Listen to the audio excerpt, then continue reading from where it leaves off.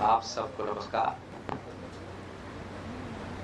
मंचस्थ राजस्थान सरकार के वरिष्ठ मंत्री श्री प्रताप सिंह जी खाचरियावास, भारतीय जनता पार्टी की नेत्री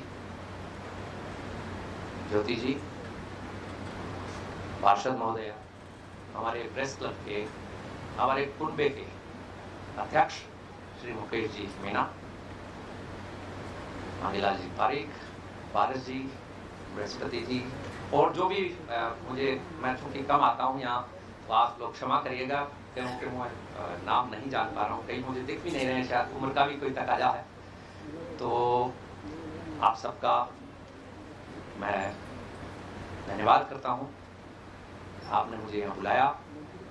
अरुण जी को मैं विशेष तौर पर रेखांकित करते हुए धन्यवाद देना चाहता हूँ और उनकी इस हिम्मत को दाद देता हूँ कि इस चुनौतीपूर्ण समय में जिस तरह का जज्बा उन्होंने आज दिखाया है सबको, और जो जज्बा उनके मन में पत्रकारिता के लिए है, वो रियली काबिल तारीफ है।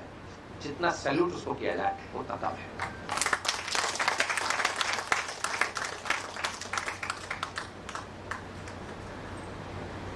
आज के इस समारोह में जो सम्मानित हुए हैं उनको भी मैं बधाई देता हूं।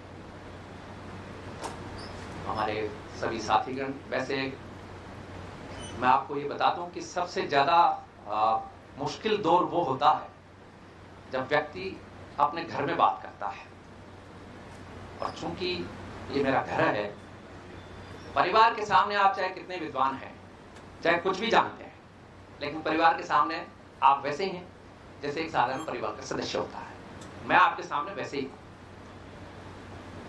अभी जीनत जी ने मंच का संचालन जो कर रही हैं, हमारी वरिष्ठ साथी हैं, जीनत जी ने एक शेर के रूप में अपनी बात भी रखी और अपनी भावनाएं भी बताई। वो बहाना चाहे अरुण जी का ही हो, उन्होंने कहा कि किसी अमीर के आगे न झुकने का जो जज्बा उन्होंने रेखांकित किया।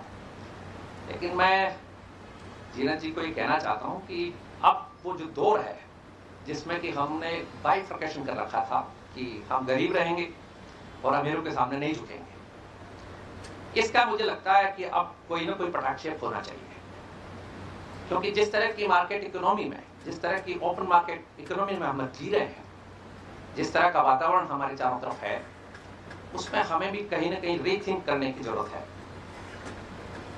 देश को आजादी मिली तो हमने एक सोशल स्ट्रक्चर को चुना। हमारे साथी जो सोशल स्ट्रक्चर के बहुत बड़े पैरोकार हैं और सोशलिज्म को बहुत अच्छे से जानते समझते हैं, लोकेश कुमार सिंह साहिल हमारे बीच आ चुके हैं।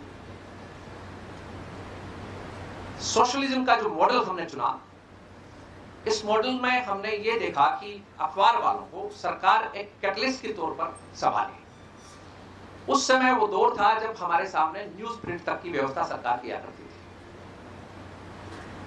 सब्सिडाइज्ड मैनर में हमको वो सब चीजें दिया करती थी और पत्रकारों को एक तरह सरकार का हिस्सा सोशल स्ट्रक्चर में माना गया। लेकिन चूंकि 90 के दशक के बाद हमने जिस स्ट्रक्चर को, जिस सोशल इकोनॉमी को हमने चुना है, वो मार्केट इकोनॉमी है। इसमें अब हमारे सामने, अभी ज्योति जी ने कहा कि ये कोई व्यवसाय नहीं है। शायद ज्योति जी कहना चाह रही थी कि ये व्यापार नहीं है। व्यवसाय तो हम सब कर ही रहे हैं, प्रोफेशन तो हमारा पत्रकारिता है ही। ये व्यापार नहीं, उनका इशारा ये था संभवतः। लेकिन जब आज सरकारें व्यापार कर रही हैं, बिजली बेच रही हैं, शराब बेच रही हैं, तो क्या सूचना नहीं बेची जानी चाहिए? मेरा एक सवाल है।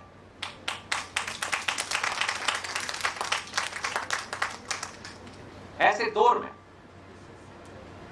जब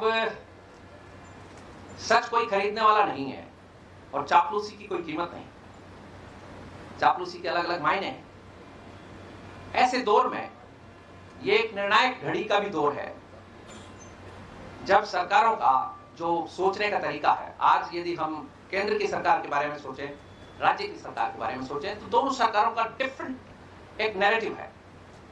केंद्र की सरकार ओपन मार्केट इकोनॉमी की हिमायती है, राज्य सरकार उसी पुराने सोशल स्ट्रक्चर के ऊपर जिंदा रहना चाहती है, जो कि मुझे लगता है भारत जैसे देश में जो एक सैंडविच की सी स्थिति है हमारी, हम ना तो ओपन मार्केट की तरफ जा पा रहे हैं और ना सोशल हमारा जो स्ट्रक्चर था, सोशलिस्ट स्ट्रक्चर था, जो हमने एक तरह का कम्युनिज्म का और सोशलिज्म का एक मिक्स्ड कल्चर यहां अपनाया था। लेकिन आज जब पूरा विश्व एक नई इकोनॉमी की तरफ जा रहा है या चला जा चुका है, हम बहुत पीछे हैं। ऐसे में हमारे सामने, पत्रकारों के सामने खासकर, और खासकर प्रिंट मीडिया के सामने, ये बहुत बड़ी चुनौती है। हमें ये भी देखना होगा कि जिस तरह का मीडिया का ये आज का दौर चला है, जिसमें इलेक्ट्रॉनिक मीडिया तक ठीक है, प्रिंट मीडिया, इलेक्ट्रॉनिक मीडिया, लेकिन आज मीडिया का जो स्वरूप आपके सामने है, उस मीडिया का कहीं कोई और छोर नहीं है, कोई अकाउंटेबिलिटी नहीं है।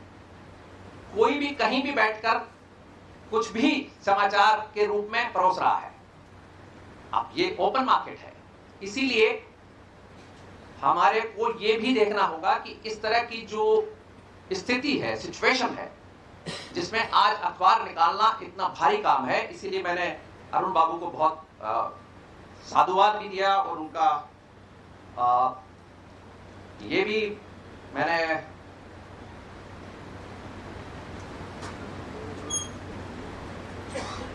कहा कि उन्होंने जिस तरह का ये आज का फंक्शन भी किया है और अखबार इस दौर में निकालने की हिम्मत की है।